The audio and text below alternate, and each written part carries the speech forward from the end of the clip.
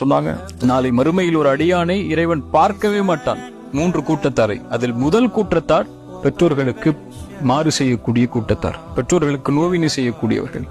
இறைவன் நாளை மறுமையில் ஒரு மனிதன் எவ்வளவு செயலை செய்து வந்தாலும் இந்த செயல் இருந்தால் எந்த ஒரு செயலையும் அங்கீகரிக்க மாட்டான். அந்த செயல் அல்லாஹ்வுடைய சொன்னாங்க, பெற்றோர்களுக்கு நோவினை செய்கிறது.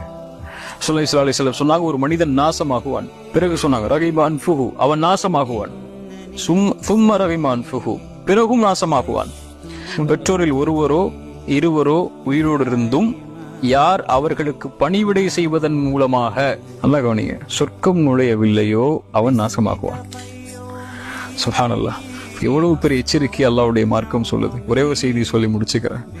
அல்லாஹ்விடத்தில் ஒரு மனிதன் நெருங்குவதற்கு உள்ள முதல் அடிப்படை காரியம் பெற்றோர்களிடத்தில் நல்ல முறையில் நடந்து கொள்றதுதான். இப்னு அப்பாஸ் ரலியல்லாஹு அன்ஹு ஒருவர் அவர் வந்து சொல்றார், இப்னு அப்பாஸ், நான் ஒரு பெண்ணை திருமணம்